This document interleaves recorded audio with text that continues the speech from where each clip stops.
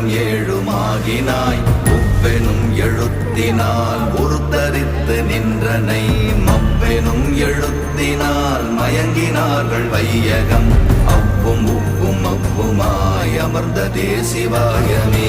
ஓம் நமச்சிவாய. ஓம்